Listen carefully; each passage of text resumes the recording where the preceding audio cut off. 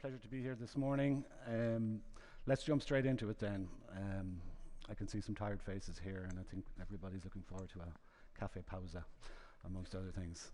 So today I'm going to give some insight into how our piezo jets work from a fluidic level and show you a simplified working model that will allow you to make inferences for predicting and troubleshooting jetting issues.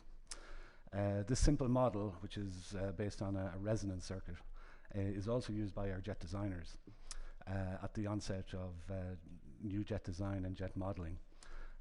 But as you will see, it's quite complicated. So a quick refresher on what Dimatix does. We primarily build printheads that we sell to OEMs who integrate them into their own printers. In this case here, for the Samba head, which is what's shown here, which is our flagship MEMS product, we also sell to our Fujifilm jet press division. And what we see here is a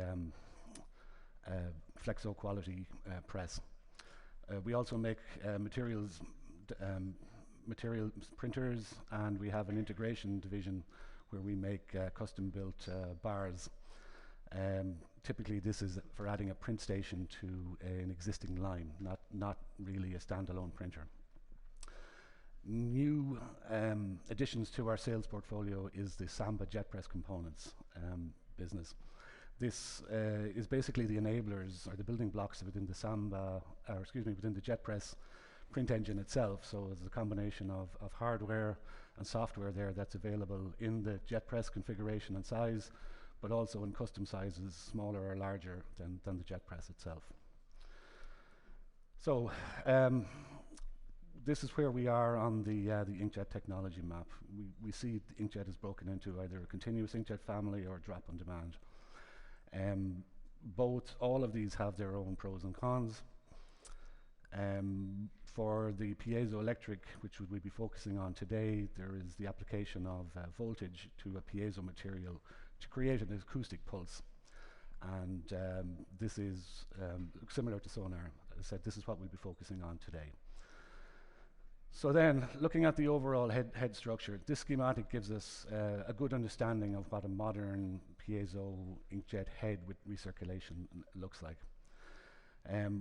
This is done in this manner really to kind of provide excellent care and feeding of the jet itself, which you can see kind of center bottom there. Within each of these structures itself, there are multiple bypasses and there are multiple manifolds, and all this helps with the priming of the head, the thermal management, and making sure that there is fresh ink being delivered in a consistent basis to the jet structure itself, and also to avoid any air there, and if it is in there, that it's removed from the jet as quickly as possible. So quickly then, talking about our MEMS process, which is in our fab in Santa Clara, of which, as I said, the Samba head is the flagship product. We start off with 3 silicon wafers, 2 silicon insulator and 1 blank wafer. And what we do then with these, as you can see, is that we pattern in the nozzle wafer, and then we create the fill and jetting and refill channels, both top and bottom, within the main wafer itself.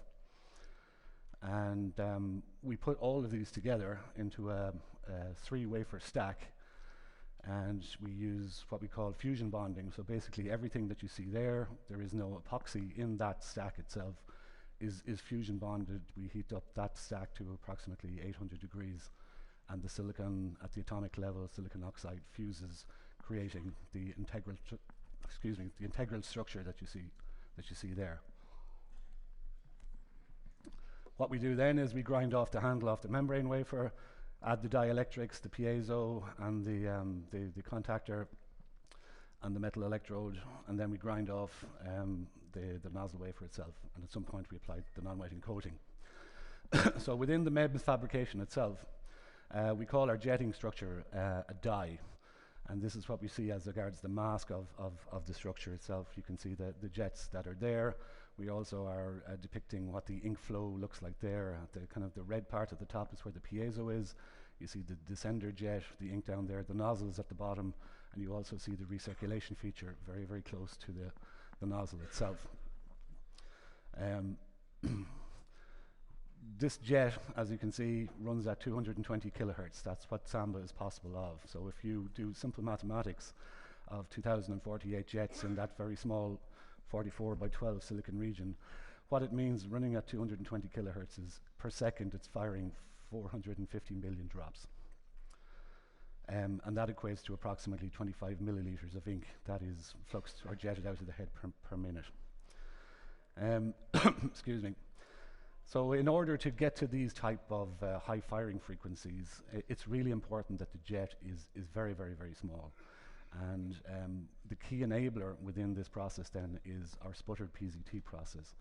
And what we mean by that is we have this unique process that's different to solid jet, different to bulk PZT, in that the PZT itself is poled as it's deposited. So it is in a natural poled state, whereas opposed to bulk or solid jet PZT, where they're trying to get to their natural unpoled state. What that gives us is huge reliability and excellent lifetime associated with that. Let's back up a little bit then and look at our legacy products. So these would be what would be considered S-class, Q-class, Starfire heads. And this is, if you want to look at this conceptually, is a very large jet. It's a long jet, it's a wide jet. And the operation, or the fluidic operation in relation to this is as follows. So when we apply when we apply a voltage to lift the PZT, as you can see there, we are also at that point creating acoustic pulses. And these acoustic pulses then move away to either side of the piezo material itself.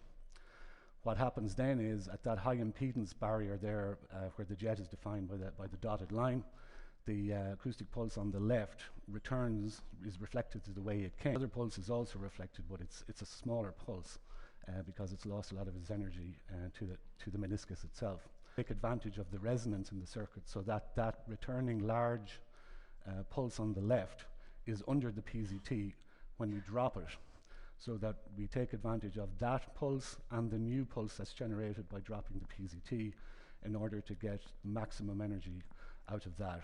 And then that creates a much more efficient pressure wave, and that is converted into flow at the meniscus itself.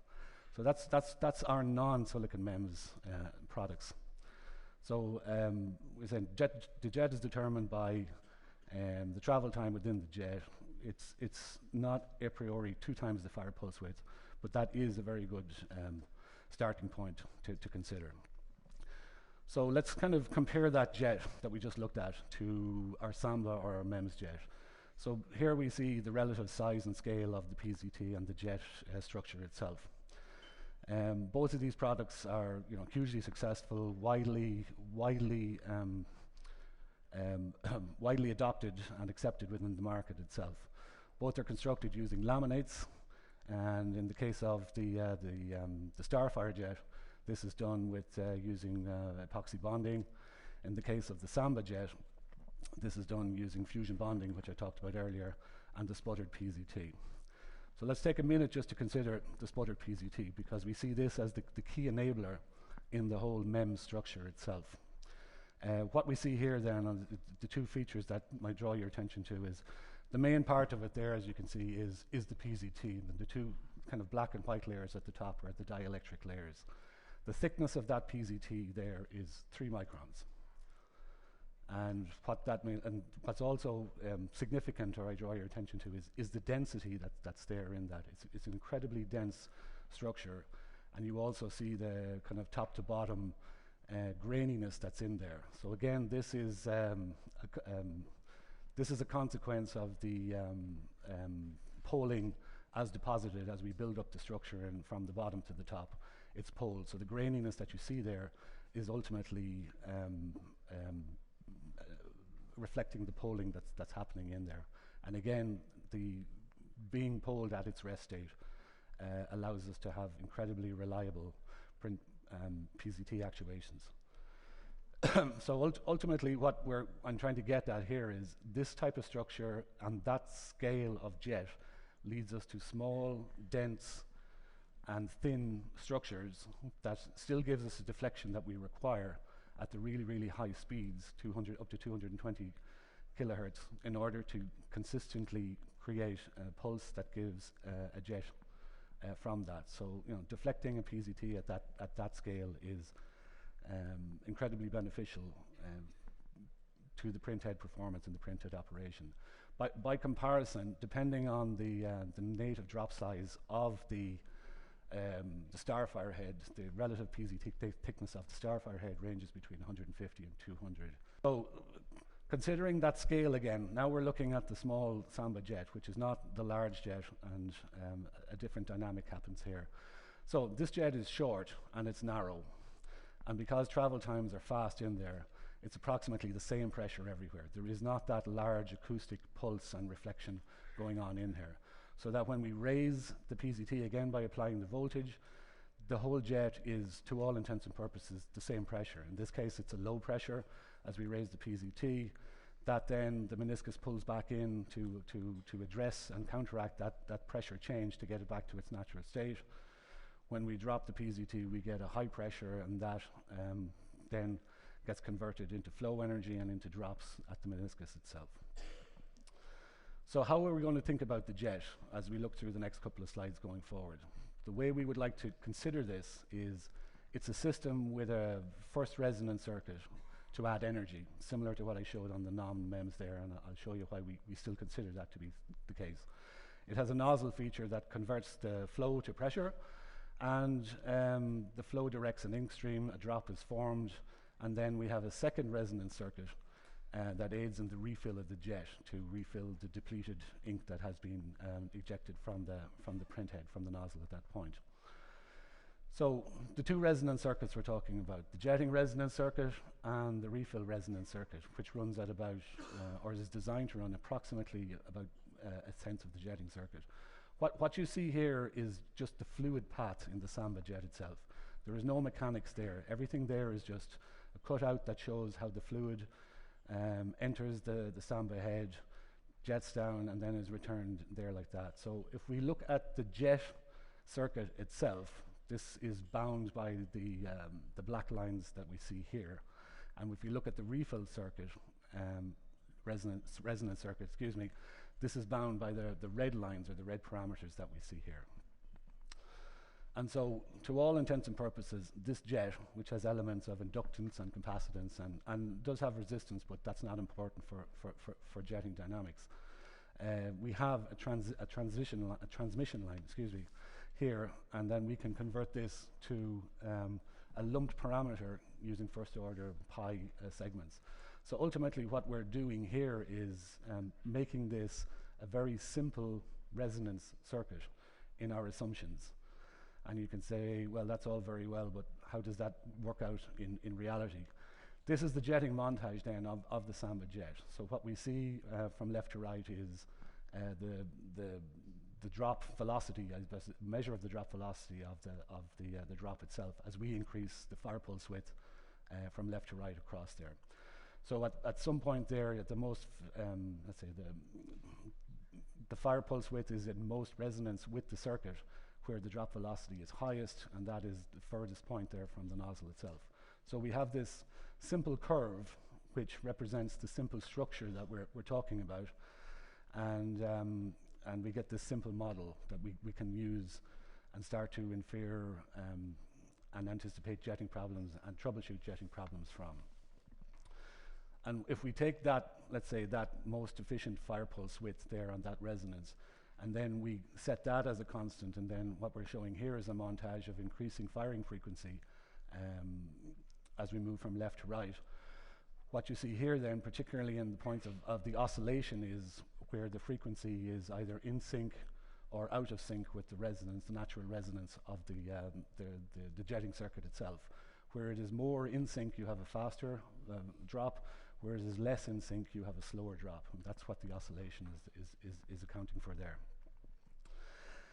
Once the drop happens, it will be what it will be. And what we're showing here is a montage of two different inks. They have the same, it's using the same jet, they have the same drop velocity, they have the same ink viscosity, but you're getting two different outcomes there completely. One where you see on the top there is a short ligament which doesn't snap and catches up with the main drop, so you have a single drop no aerosol, no spray there. The second ink, which has different surface tension, different densities, has a much different performance and a much different outcome, where the ligament stretches to the point where it snaps, and it creates two separate drops, and the trailing drop does not catch up with the main drop itself. So the specifics of the ink itself are really, really important under jetting conditions, and like I said, the jet design can't take into account any of this. This is where the ink chemists earn their bucks.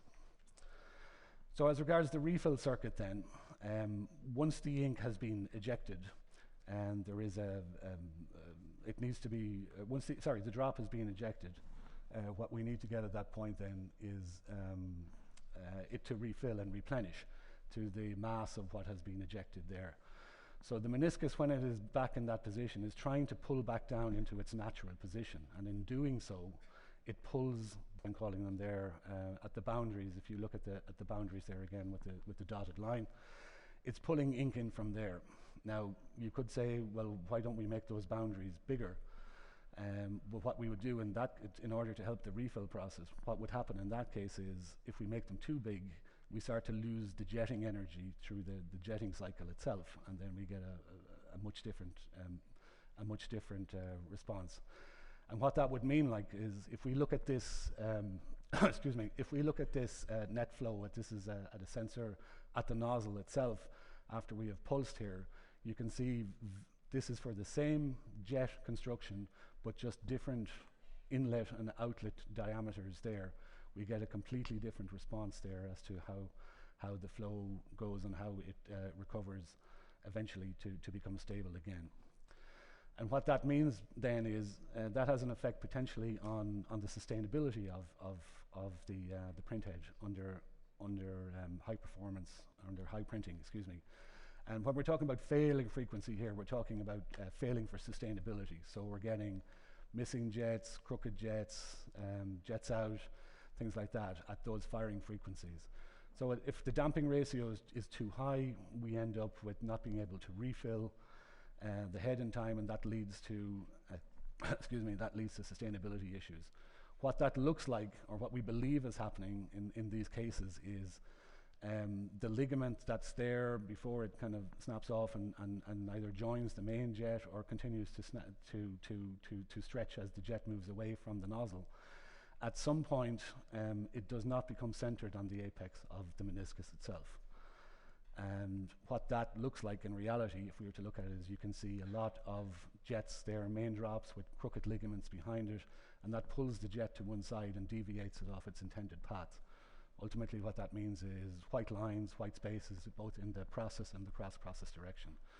So that pulling to the side can happen anywhere on the perimeter. Here it's just shown to the right, but it could be anywhere, so that's why you get process and cross-process directionality issues associated with that. So our modelers and Dimatix towers would like you to know that despite this being a simple concept, there is a lot of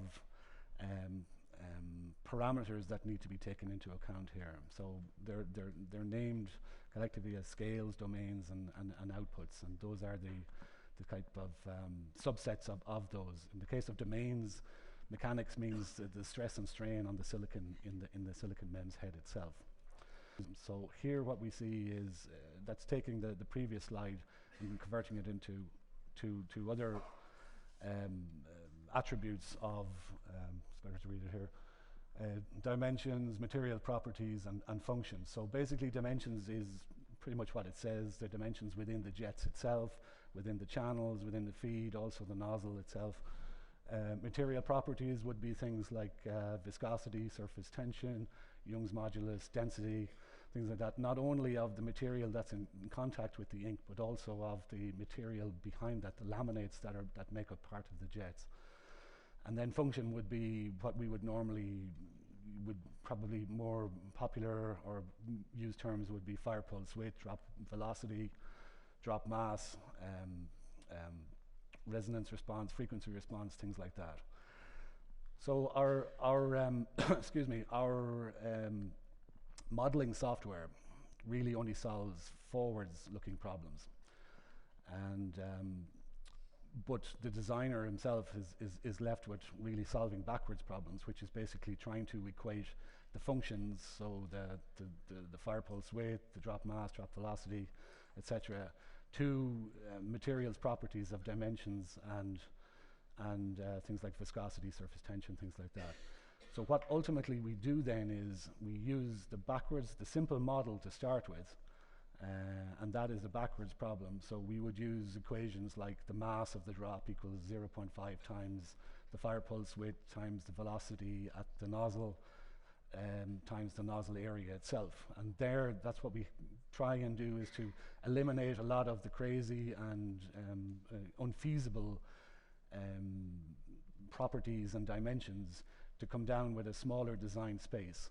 Once we do that, then we input lots of that into the proprietary modeling software that we have, and then this basically is running pretty much 24/7 to all intents and purposes, our servers, modeling tens, hundreds, thousands of runs.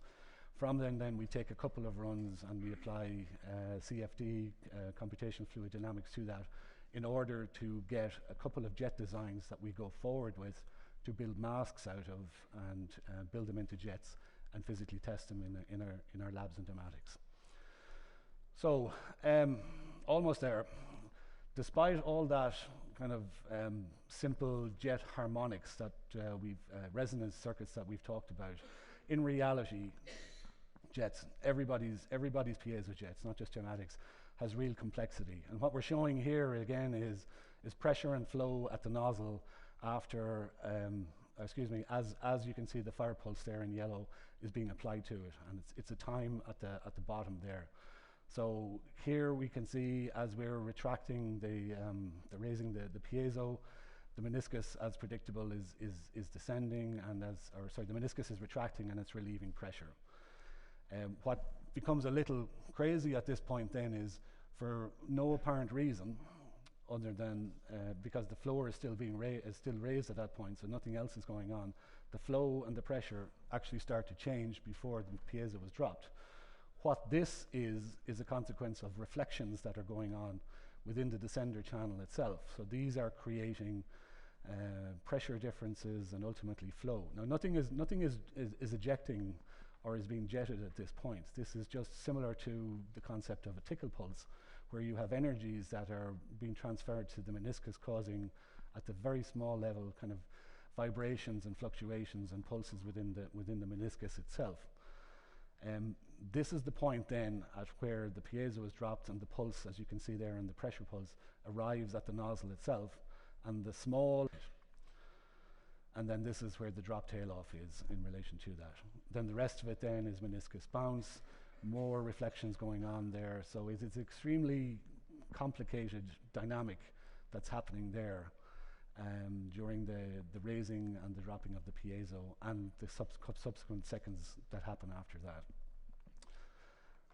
So as a review of my presentation then, what we've looked at is how the piezo inkjet works, a simplified model around circuit resonance that helps us allow inferences for predicting and troubleshooting jetting problems that we see in reality. The scaling down to the MEMS in order to get the smaller jets to get the higher firing frequency and performance challenges not just the MEMS portion of it, but the PZT portion of it. Our sputtered PZT we consider, for the reasons I've outlined, to be a key enabler here in order to achieve the reliable performance at that scale. The simping model is a concept. It helps us debug, but in reality, as you can see, it's much more complicated than that. And we are thankful for our designers who spend hundreds of hours at this, losing their minds, becoming insane on our behalf, so we don't have to. Okay, thank you very much.